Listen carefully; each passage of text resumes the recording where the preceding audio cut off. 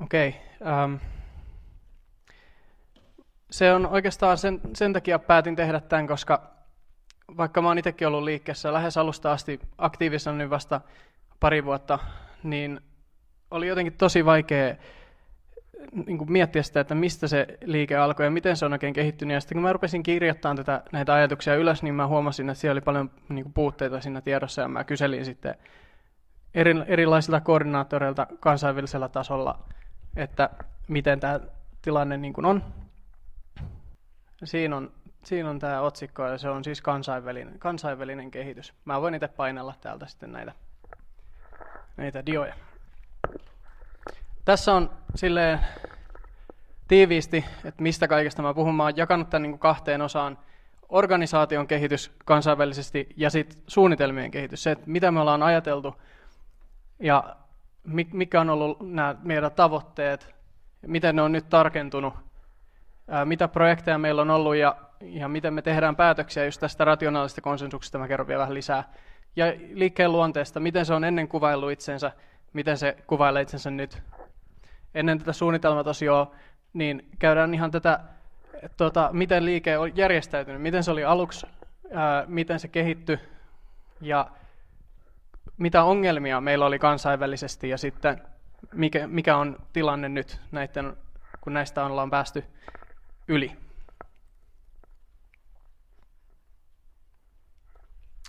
Eli ihan aluksi 2008-2009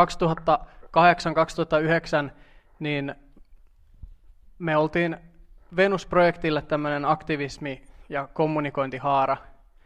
Ja kaikki alkoi oikeastaan siitä, kun Peter Joseph teki Zeitgeist-elokuvansa, joista sitten yhteiskunnasta kiinnostuneet ja sen tilasta huolestuneet ihmiset kerääntyi yhteen ja rupesivat keskustelemaan niistä elokuvien aiheista se foorumilla. Ja sitten myös, kun oli löytänyt tämän Venus-projektin, niin sen ratkaisuista niihin. Ja sitten ihmiset alkoi niin kuin tällä itse järjestäytyy ja rakentaa eri maissa nettisivuja ja toimintaa. 2009 vuoden alussa, muistaakseni saattoi olla lopussa, niin kirjoitettiin tämmöinen perehdytysopas, jossa oli siis Chuck Fresco, Roxanne Meadows Venus-projektista ja sitten Peter Joseph kirjoittamassa sitä, ja se myös suomennettiin suomen kielelle sitten 2010.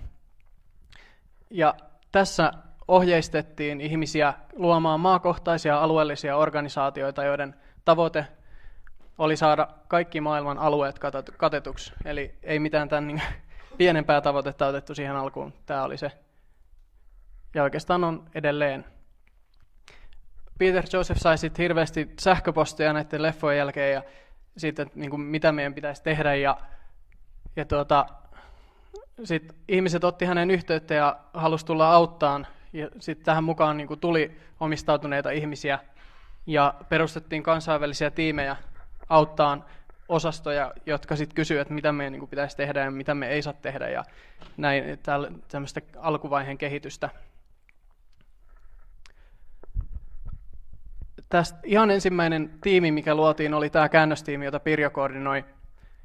Ja se oli jo ihan niin kuin ensimmäisenä vuonna siinä vuodenvaihteessa. Se koettiin, että näitä materiaaleja on tärkeää saada sille kielelle, mitä ihmiset käyttää, että saadaan tämmöinen kansainvälinen toiminta ylläpidettyä ja pystytään kehittämään sitä lisää. Sitten sen jälkeen tuli luentotiimi, josta mä oikeastaan kuulin vasta pari vuotta sitten, ja ne on itse asiassa kirjoittanut tämän Zeitgeist Movement Defined-kirjan. Siinä lukee just, että lecture team on se niin kuin tekijä ja sitten siellä on nimiä. Sen tarkoitus on ollut alusta asti se, että tuodaan niin kuin lisää puhujia liikkeelle, ettei pelkästään Peter Joseph tee materiaalia, vaan muutkin tulisi esille ja pitäisi näitä esitelmiä. Ja hyvin suuren sysäyksen antanut sille, että mä seison tässä nyt. Et otin itsekin vastuuta ja tulin pitämään esitelmiä ja ehkä vielä pääsen tuohon tiimiin mukaan. Se olisi ainakin tavoitteena. Sitten se on kasvanut jatkuvasti, siihen on tullut lisää ihmisiä, siinä on myös tietty pääsykriteeri, että he arvioi sun tuottamaa materiaalia ensin. Ja sitten osastojen kehittyessä niin perustettiin GCA, Global Chapters Administration, josta ei muutenkaan kuulisi, ellei aktiiviseksi tule, niin että tämmöinen on edes olemassa. Aluksi yksi ihminen, Gilbert Ismail, auttoi osastojen rakentamisessa hirveästi, ja hänen ympärilleen tavallaan tämä tiimi sitten muodostui. Se on ollut tosi suuressa osassa liikkeen niin kuin organisaation kehittymisessä.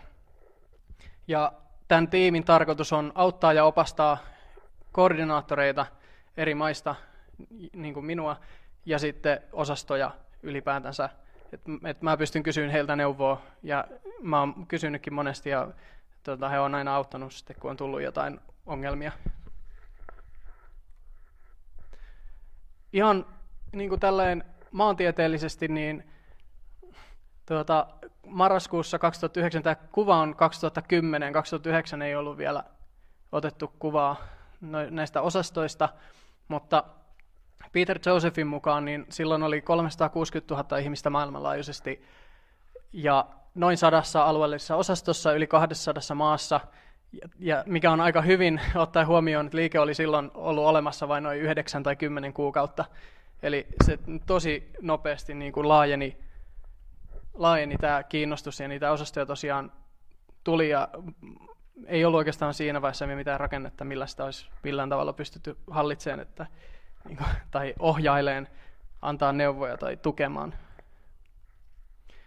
Ja se oli iso ongelma, että ei oikein ollut tällaista rakennetta tai ohjeita sille, miten koordinoida, miten järjestää tapahtumia, mitä saa tehdä, mitä ei saa tehdä, rahankeruu, kaikki tällaiset aiheet. Et ihmiset vaan kokoontui yhteen siellä foorumilla ja sitten rupesi toimimaan.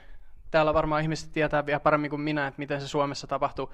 Niin kuin Ilmari tuossa kertoi, ehkä se antaa vähän yksityiskohtaa siihen, että tavattiin Helsingissä ja sitten ruvettiin funtsiin, että miten me tehdään tämä. Ihan ykköstavoite liikkeellä oli tietoisuuden levittäminen näistä aiheista ja resurssipohjaisesta taloudesta ja nykyyhteiskunnan ongelmista ja rakenteellisista ongelmista nimenomaan. Ja 2011 Venus-projekti ja Zeitgeist-liike Erkani, mikä vaikutti silleen, että ihmiset ajattelivat, että jos kaksi näin samanlaista organisaatiota ei pysty tekemään yhteistyötä, niin miten ne voisi saada koko maailman tekemään yhteistyötä. Ja se sitten niin toi semmoista pientä ehkä epätoivoa ihmisiä, ja silloin niin kuin liikkeestä lähti paljon porukkaa. Mä en itse lähtenyt, mä mietin sitä kyllä silloin, niin kuin, että mikä tämä on. Ja mä vähän ajattelin se silleen, että jos kaksi ystävää riitelee, että ei sitä tarvitse sivullisena niin kuin katsojana ottaa niin vakavasti. Ne on niin samanlaisia ja ne jakaa niin paljon, että kyllä ne nyt vielä tulee tekemään yhteistyötä. Ja mä itse kannatan oikeastaan molempia. Niillä on erilaiset tavat toimia. Mutta tämä niin kuin syy tähän oli oikeastaan siinä, että oli vähän periaatteelliset erot, että miten resurssipohjaiseen talouteen pitäisi päätyä. Ja se oikeastaan sit jakoi tosi paljon niitä ihmisiä. Mutta sitten tähän erkaantumiseen liittymättä, ehkä se vähän vaikutti sen taustalla, mutta mitä mä haastattelin niin koordinaattoreita, niin monessa maassa koordinaattorit lopetti tähän aikaan. Ja mun käsittääkseni syynä ei ollut tämä erkaantuminen, vaan ihan henkilökohtaiset syyt. Voi olla, että se oli aika rankkaa ilman ohjeita niin vetää liikettä eteenpäin, ja sitten kai siinä palaa loppuun, ja sitten samalla kun tulee osalliseksi, niin löytää paljon uusia asioita, rupeaa kiinnostamaan eri jutut, ja sitten ehkä haluaa sitten siirtyä johonkin spesifisempään asiaan. Ja tässä oli se ongelma, että ei ollut ketään, monessa maassa niin ei ollut ketään tulossa siihen tilalle, eikä ollut mitään kirjoitettuna, että joku, joka olisi halunnut, niin olisi tiennyt, mitä pitää tehdä. Me ollaan nyt koitettu tehdä silleen tällä kertaa, että kaikki on kirjoitettuna. Meillä on Driveissa ihan avoimesti nähtävillä, nettisivujen kautta voi mennä ihan kaikki meidän tapaamiset, tiedostot, äänitteet. Sieltä voi mennä katsoa ja rakentaa liikkeen vaikka samalla tavalla uudestaan, ihan sama mitä käy. Et siellä on kaikki arkistoituna nyt, pitäisi olla kestävää, mikä on meidän tavoite muutenkin. Mä haastattelin koordinaattoreita ja kysyin heiltä, että miten se niin kuin kehittyi se liike niiden maissa. Australiasta Casey Davidson vastasi, että 2011 aktiivisuus laski ja sen jälkeen se on uudistunut pikkuhiljaa.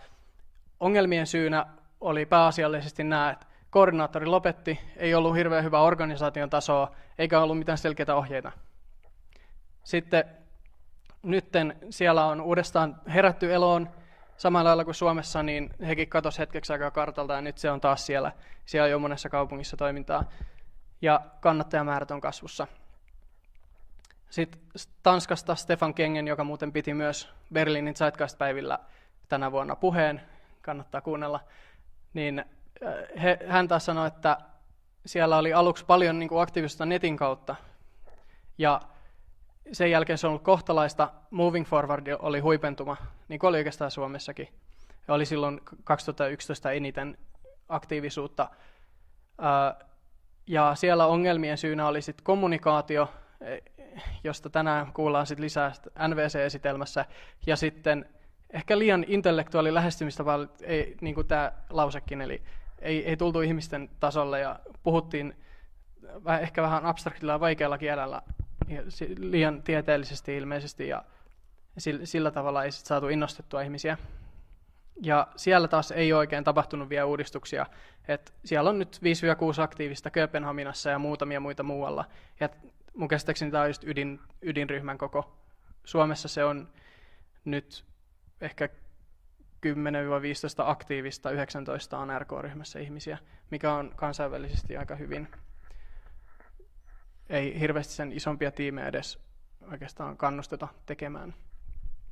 Kreikassa sitten taas Christos Papadimitriou niin kertoi, että määrät on laskenut 2010 verrattuna, mutta sitten toisaalta 2012 vuodesta on taas noustu ja laatu on kasvanut. Ja tämä on oikeastaan sama kansainvälisesti, että ihmisiä lähti, mutta sinne jäi ne, jotka oikeasti tajus sen, että mistä tässä on kyse ja miksi tämä on arvokasta, tämä liike. Ja niin kun, nämä on sitten ruvennut rakentamaan sitä ja se laatu on samalla kasvanut siinä huikeasti. Siellä Kreikassa taas oli tällainen, mulle aika mielenkiintoinen, että siellä oli valtaongelmia, kun ei ollut selkeitä ohjeita siitä, että miten koordinaattorien pitäisi toimia, niin jotkut otti siellä vähän semmoinen diktatuurimaisen asetelman, että ne rupesi sanoa, että miten pitää tehdä. Ja sitten se jakautui vuosi ennen sitä Zeitgeist-liikkeen Venus-projektin jakautumista, niin heillä jakautui osasto jo siihen, että jotkut, jotka ei halunnut kuunnella sitä, että ylhäältä alaspäin syötetään käskyjä, ja sitten taas jotkut, joille se sopi, jotka ennemmin sitten seuraili, niin siellä tapahtui tällainen. Sen takia siellä on paljon muuttunut nyt, kun osasto-opas julkaistiin, ja ne pääsi niin kuin korvaan tähän hierarkkisuuden horisontaalisuudella, johon siinä osasto-opassa kannustetaan ja ohjeistetaan myös. He jakaa vastuuta nyt ja hoitaa myös käytännönläheisempiä projekteja, että ei pelkästään puhuta, vaan he myös niin kuin kannustaa, että jos joku haluaa tehdä jotain käytännön projektia, eikä ole niin kiinnostunut opetuksellisesta lähestymistapasta, mikä ei varmaan sovi ihan kaikille, niin he pystyvät niin kuin tekemään sitä, että ne tukee sitä, mutta ne ei pidä sitä niin kuin liikkeen pääasiana. Musta tuntuu, että Suomessa varmaan tullaan tekemään vähän samalla tavalla, että jos teillä on joku hyvä idea, mikä voisi auttaa ihmisiä, niin tulkaa vaan sanoa sen, että saadaan varmaan tuettua sitä silti. Niin, ja Puolassa sitten Jasiek Tedchester, niin aktiivisuus hiljeni, kun heilläkin ilmentyi sitten ongelmia. Ja sitten nyt useissa kaupungeissa on taas aktiivisuutta. Siellä oli ihan sama juttu. Kansallinen koordinaattori lopetti, tilalle ei tullut ketään. Ja nyt he on taas kehittynyt ja organisoitunut. Oikeastaan sama kuvio nähtävissä siis Suomessa. Vähän lisää tästä osasto-oppaasta, joka tosiaan suomennettiin, niin 2012 se oli oikeastaan sysäys siihen, miksi mä lähdin mukaan, kun ne ongelmat, joita mä silloin näin, oli just näitä organisaationaalisia, täytyisi olla joku selkeämmät ohjeet. Mä luin ton ja se vaan kävi järkeä ja sitten mä ajattelin, että no, mä sitten varmaan suomennan tämän ja lähdin suomentaa sitä ja sitten sitä kautta mä tutustuin ihmisiin. Oikeastaan sen takia, että siinä sanottiin, että jos sulla on idea, niin saat sitä vastuussa. Ei ole ketään, joka tulee niin kuin, toteuttaa sun ideas. Et monessa paikassa oli vaan annettu ideoita koordinaattoreille, eikä tehty itse mitään. Eikä se koordinaattori voi tehdä niillä mitään. Meillä on kyllä kädet ihan täynnä jo valmiiksi. Niin siis nyt meillä on se Trello, niitä voisi laittaa sinne, mä voin sanoa siitä hetken päästä lisää. Mutta tämä auttoi hirveästi sit, niin kuin eri puolilla maailmaa ihmisiä niin kuin tulee uudestaan liikkeeseen ja luomaan sitä parempaa. Se on hyvin yksityiskohtaisia, se on tosiaan aika pitkä, siinä on yksityiskohtaiset ohjeet siihen, mitä kannattaa tehdä, mitä ei saisi tehdä ja mitkä on parhaat tavat toimia. Ja sitten siellä tärkeä asia, niin siellä määriteltiin, mitä koordinaattorina olo tarkoittaa, mitä siihen kuuluu, miten kannattaa toimia ja kehen kannattaa olla yhteydessä ja niin edelleen. Ja sitten siis ihan Quick Start Guidein mukaan, joka on kansainväliseltä nettisivuilta saatavissa, niin tammikuussa 2012 liikkeessä oli yli 1000 alueellista osastoa 70 eri maassa. Nykyään tässä on erilaisilta liikkeessä aktiivisilta olevilta ihmisiltä lainauksia, että mitä liike on ja miten se on kehittynyt. Eli mun mielestä Ray sanoi tosi hienosti tänne, että liike ei tähtää siihen, että se kasvattaisi zeitgeist-liikettä itsessään, vaan se on olemassa tuodakseen ihmisten tietoisuuteen tämän maailmanlaajuisen resurssipohjaisen talouden vaihtoehdon. Ja jotkut ihmiset päättää sitten luonnostaan ryhtyä auttamaan liikkeen toimintaa erilaisilla tavoilla, koska ne arvostaa sitä määränpäätä ja sitä työtä, mitä tehdään. Brandon Christie on sanonut monesti jo, että liike ei ole johtajaton, vaan se koostuu johtajista. Leaderful movement, kaikki pyrkii siihen, että he itse johtaa itsensä. Ja Casey, Australian koordinaattori, taas sanoi, että hänen mielestään liike on kehittynyt. Maailmanlaajuisesti oli aluksi suuri määrä innostusta ja kaaosta, ja se on nyt tasoittunut joksikin organisoiduksi ja kehittyneeksi. Tästä olen aivan samaa mieltä ja olen kuullut sitä muiltakin liikkeessä.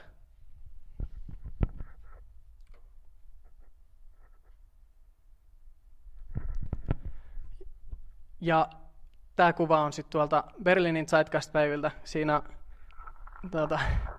itse Gilbert, josta tuossa aikaisemmin sanoin, että on ollut paljon puuhaamassa tässä puuhamiehenä, niin just näkyy siellä. Meillä on tulossa maailmanlaajuinen nettitiimi ja Trello-tiimi.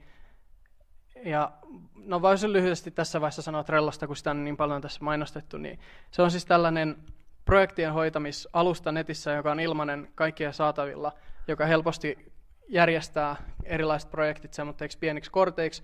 Sitä klikkaa, niin näkee lisää tietoa siitä, ja siellä voi kommunikoida ja hoitaa niitä yhdessä.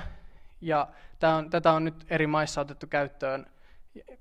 Toi kansainvälinen osastohallintotiimi, eli GCA, niin on käyttänyt sitä jo pitkään. Ja se on nyt meilläkin sit käytössä. Ja sitten kirjoitettiin tämä kirja, eli luentotiimi kirjoitti tämän, jota en oikeastaan voi tarpeeksi mainostaa. Se on tosi hyvä lukea, kannattaa. Se on vahvasti lähteistetty. Ainakin siinä on paljon lähteitä, mä en ole niitä ehtinyt käymään kaikkia vielä läpi, mutta kuitenkin se on kyllä erittäin lukemisen arvoinen. Ja määrittelee, että mitä liike on nyt, että siitä sitten myöhemmin lisää. Ja viimeisin ehkä tämmöinen organisationaalinen uudistus on tämä TCM 2.0, eli voittoa tavoittelematon yhdistys, joka perustettiin Amerikassa helpottamaan aktivismia tässä nykyjärjestelmän sisällä, koska koettiin, että tämmöinen niin kuin rahaton lähestymistapa on tosi haastava, jos halutaan julkisuutta isolla skaalalla ja tehdä suuria projekteja ja suuria kansainvälisiä tapahtumia, niin aikaisemmin se rahoitus tuli yksityisiltä ihmisiltä, niin kuin jotka oli liikkeessä esimerkiksi Peter Josephilta, ja se on lähes mahdotonta tehdä oikeasti isoja tapahtumia sillain, että niin kuin tämäkin tapahtuma, niin meidän oma ydintiimi maksoi tämän kaiken. Ja sillä on rajansa, ja sen takia perustettiin tämä voittoa tavoittelematon yhdistys, joka auttaa sitten saa erilaisia verohelpotuksia ja helpompi saada mediahuomioon ja sen sellaista. Siinä on ihan oma keskustelunsa vielä käynnissä ja ehkä tulossa vielä käytäväksi täälläkin. Jos on oikein tarkka, niin mutkin näkee tuo keskellä. Tuossa on Peter Joseph on tuossa vasemmalla teistä katsottuna. Joo, ja sitten mennään suunnitelmiin, eli palataan takaisin lähtöpisteeseen. Mikä on ollut liikkeen tavoite? miksi me ollaan olemassa ylipäätänsä ja mihin me tähdättiin. Ihan tämmöinen ydin, niin kuin, mihin kaikki perustui, oli se, että me haluttiin muodostaa historian suurimmaksi massaliikkeeksi yhteiskunnan muuttamiseksi. Ja se on sanottu tuossa 2009 vuoden perehdytysoppaassa, joka mulla on täällä. Sitä voi myös katsoa sitten jossain vaiheessa. Eli mä sen joskus printtasin. Ja siinä on sitten ne alkuaikojen ohjeet ja muut. Se on ihan mielenkiintoista silleen historiallisestikin vähän selailla. Haluttiin levittää tietoisuutta ongelmien juurisyistä ja Venus-projektin ratkaisusta siihen. Siinä on Chuck Fresco, Venus-projektin perustaja ja hänen kaupunkisuunnitelmansa.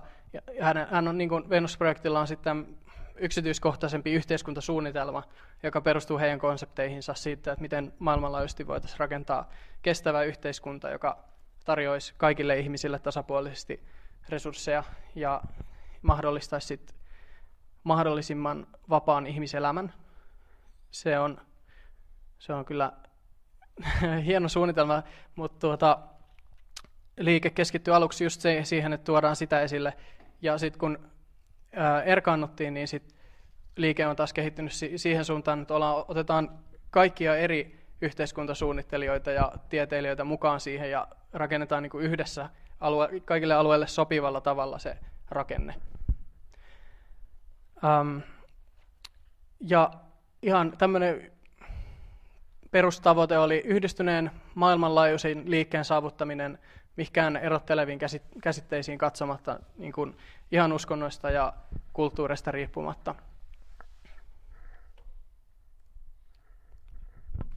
No miten sitten, kun tämä on ikuisuuskysymys ollut, että miten me päästään täältä sinne, niin miten siihen on sitten vastailtu?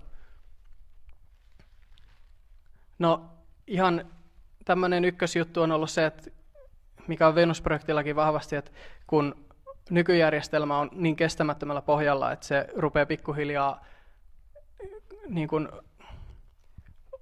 tuhoutumaan siitä omasta kestämättömyydestään, niin tämä epävarmuus ja luottamuksen heikkeneminen sitä nykymallia kohtaan, niin sit mahdollistaisi tämmöisen uuden vaihtoehdon esille tuomisen ja kiinnostuksen kasvamisen sitä kohtaan, ja sitten siitä voidaan mennä eteenpäin ja alkaa rakentaa testikaupunkeja ja sen sellaista.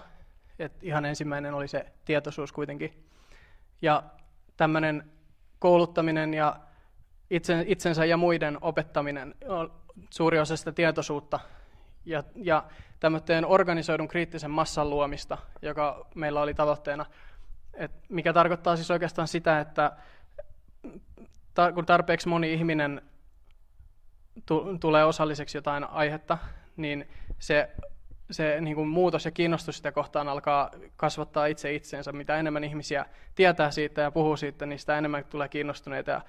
Ja se on oikeastaan myös fysiikasta lainattu käsite, että missä kohtaa tulee se kynnys, josta sitten alkaa se ketjureaktio.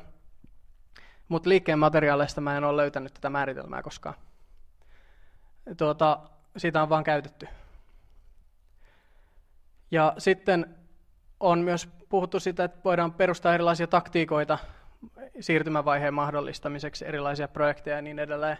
Ja tämä on oikeastaan vasta nyt tapahtunut, kun liike on erkaantunut Venus-projektista, niin meillä on kaiken näköisiä erilaisia projekteja ja keinoja, joilla me voidaan tuoda näitä vaihtoehtoja esille ja luoda resurssipohjaisen talouden osasia jo nykyjärjestelmän sisällä.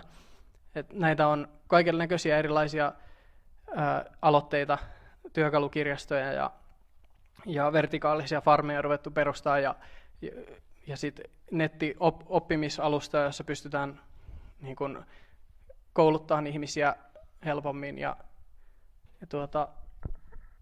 Vaikkapa hyvä esimerkki tällaisesta voisi olla jonkun kestävän rakennuksen suunnitteleminen, joka, jos niitä ruvettaisiin nyt rakentaa, niin ne voisi olla osa sitä lopullista suunnitelmaa.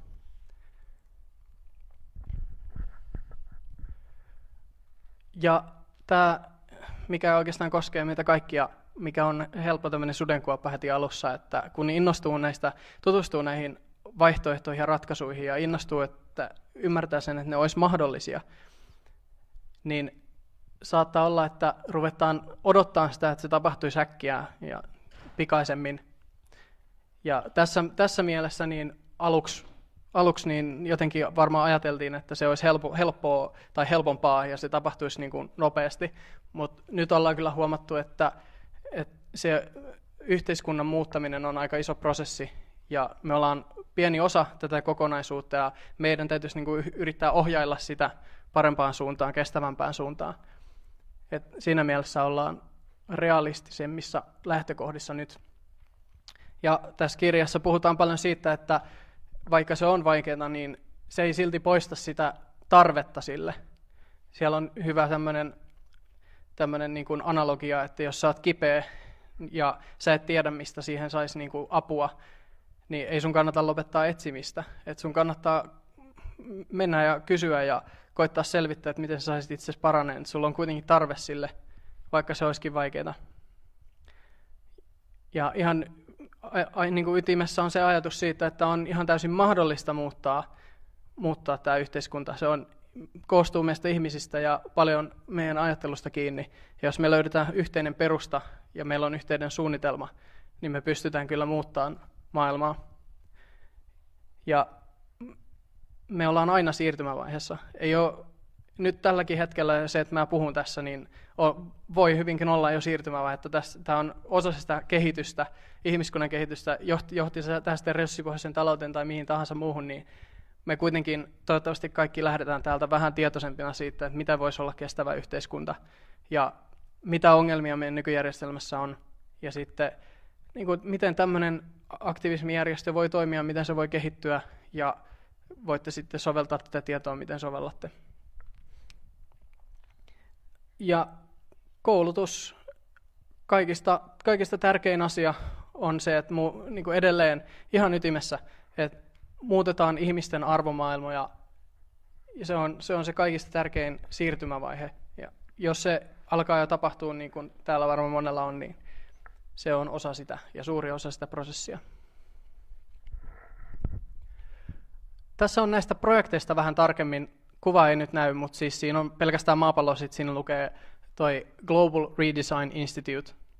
Eli tarkoitus tässä niin kuin nettipohjaisessa projektissa on digitaalisesti suunnitella, millaisia käytännön sovelluksia milläkin alueella voisi olla.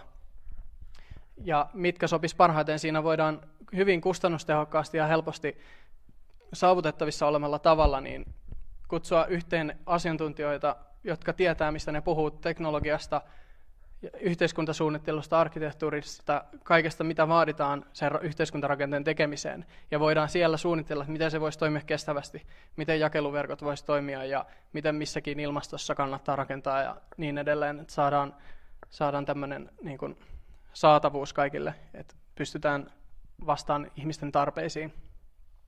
Se on täysin avoimeen lähdekoodiin perustuvaa ja julkinen, se on kehitteillä.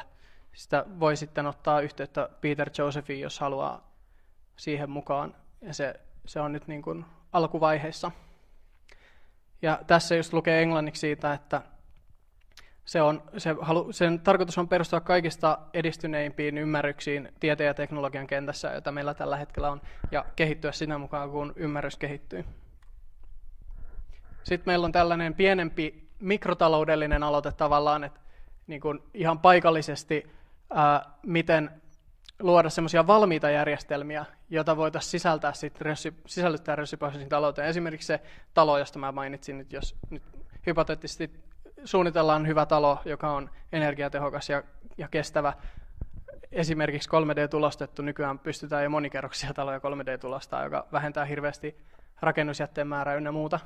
Niin näitä voidaan sitten niin kuin suunnitella ja toteuttaa tuon Localized Solutions Projectin kanssa tai sen kautta, ja sitten se voi olla osa liikettä. Jos kiinnostaa, jos teillä on ideoita jollekin yksityiskohtaisemmalle projektille, joka ei välttämättä liity suoraan opetukseen, mutta näette, että siitä voisi olla arvoa, niin tämä on sitten se lähestymistapa. Ja oikeastaan mun mielestä ehkä mielenkiintoisin näistä on tämä viimeinen GDS, Collaborative Design System, jossa on kerrottu tuosta kirjasta tarkemmin, josta Peter Joseph piti vuosi sitten noin niin 3 tunnin luennon Economic Calculation in Natural Law Resource-Based Economy, joka on aika haastava mutta siinä kerrotaan sitten vielä tarkemmin tästä. Eli tämä on just se, miten resurssit jaettaisiin resurssipohjaisessa taloudessa.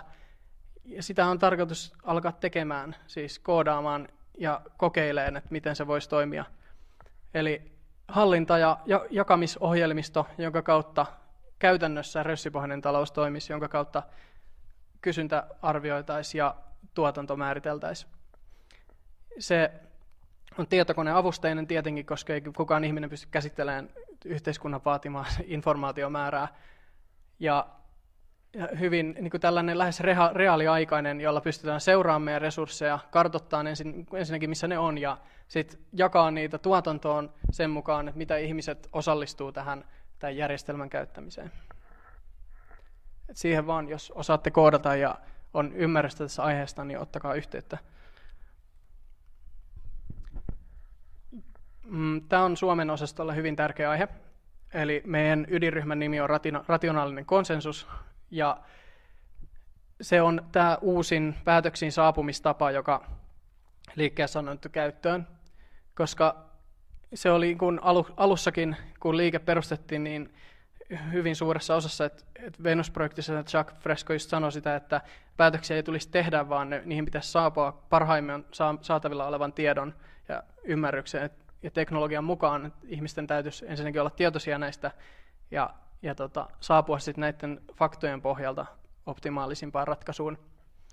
Mutta kuitenkin tämä oli sitten Zeitgeist-liikessä, niin käytäntö vaihteli hirveästi, että ei ehkä päädyttykään päätöksiin sitten tämän kautta, eikä tästä ehkä hirveästi tiedetty, paitsi ne, jotka oli perehtynyt enemmän Venus-projektimateriaaleihin.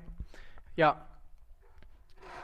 niin kuin Kreikassa oli ehkä sitä määräilyä enemmän. Sitten monessa paikassa on Suomessakin kuullut, että ehdotettaisiin äänestämistä, mikä on tämä nykyjärjestelmän enemmän mielipiteisiin ja subjektiivisiin arvoihin perustuva tapa niin kuin tehdä kollektiivisesti päätöksiä. Ja sitten jossain paikassa kokeiltiin ydinryhmiä, eli oli tämmöinen pienempi joukko ihmisiä, jotka ymmärsi liikkeen ja ne tekisivät yhdessä niitä päätöksiä. Mutta nykyään liike ymmärtää, että kunnollisella päätöksenteolla ei ole mitään tekemistä tämmöisten subjektiivisten intressien kanssa, vaan päätöksenteon tai päätöksiin saapumisen tulisi olla tekninen arviointiprosessi, joka perustuu viittauksiin eikä mielipiteisiin. Ja näiden argumenttien täytyy olla logisesti tuettuja ja viestitettyjä. Eli meillä on tämä käytössä nyt meidän osastolla, ja se on vaatimuksenakin siihen, että pääsee ydinryhmään mukaan, että on samaa mieltä siitä, että tämä on hyvä tapa tehdä päätöksiä, koska siihen meidän kaikki kommunikaatio perustuu. Jos yksikin ihminen on eri mieltä meidän ryhmässä, niin vaikka siinä olisi 9 ihmistä sitä vastaan, niin jos se perustelee sen vastakkaisen mielipiteensä ja selittää sen, niin monen muut, koska me kunnioitetaan tätä tapaa saapua niihin päätöksiin ja tiedetään, että tämä on se loogisin, niin jos se selittää se hyvin, niin me vaihdetaan se meidän näkökulma. Ja yksikin ihminen voi sitten perustella muille, että miksi meidän ei kannata tehdä näin, kun ajateltiin aluksi, vaan me voitaisiin tehdä toisella tavalla. Ja se on toiminut todella hyvin. Meillä ei oikeastaan hirveästi ollut mitään sellaista niin kuin erimielisyyttä siitä asioista, tai että me ollaan aina päädytty konsensukseen kaikista päätöksistä, ja jos ei olla päädytty, niin sitten me ei olla tehty mitä me ollaan odotettu ja keskusteltu lisää.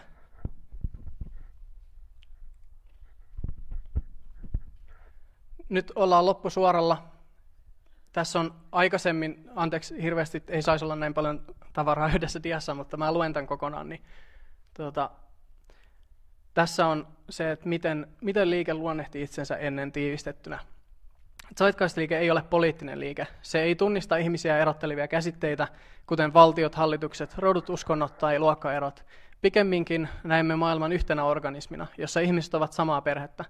Samalla ymmärrämme, että olemme täysin riippuvaisia ympäristöstämme, emme pelkästään elämän perustarpeiden, kuten ruoan, ilman ja veden suhteen, vaan myös ymmärryksen lähteenä omalle oppimisellemme. Tunnistamme ja ymmärrämme, että luonnon kanssa tasapainossa eläminen on meidän kannaltamme kaikista hyödyllisiä tuottoisin asetelma. Tämän perusteella liike oikeastaan Suomessakin alkoi. Ja tämä on se ymmärrys, mikä luonnehti liikettä aikaisemmin. Ja se pitää oikeastaan vieläkin paikkansa.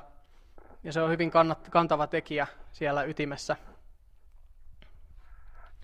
Mutta miten tässä kirjassa sitten on tarkemmin asiaa luonnehdittu. Tämä on se luonne nyt. Zeitgeist-liike on kestävän kehityksen kannattajajärjestö. Jos haluatte tiiviisti selittää, mikä se on, niin se on tuossa lausessa. Se menee syvemmälle kuin moni muu järjestö, mutta siihen se voi kiteyttää. Me toimitaan alueellisten osastojen muodostaman verkoston ja sitten projektitiimien, julkisten tilaisuuksien, mediatempausten sekä hyväntekeväisyystoiminnan välityksellä. Liikkeen aktivismi perustuu väkivallattomaan kommunikaatioon ja pääasiallinen keskittymisen kohde on ihmisten opettaminen niistä todellisista syistä, jotka ovat nykyään monien yleisten henkilökohtaisten, yhteiskunnallisten ja ekologisten ongelmien taustalla. Lisäksi välitämme tietoa siitä valtavasta ongelmanratkonta- ja kehityspotentiaalista, jonka tiede ja teknologia nykyään mahdollistaa, mutta jota ei ole vielä hyödynnetty nykyyhteiskunnalle luontaisista esteistä johtuen. Nämä on niitä rakenteellisia syitä, joista liike puhuu tarkemmin. Vaikka aktivismi terminä onkin oikea, niin Zeitgeist-liikkeen tietoisuustyötä ei pidä sekoittaa nykykulttuurille tyypilliseen perinteiseen tämmöiseen aktivisti-protestityyppiseen toimintaan, jota on menneisyydessä nähty.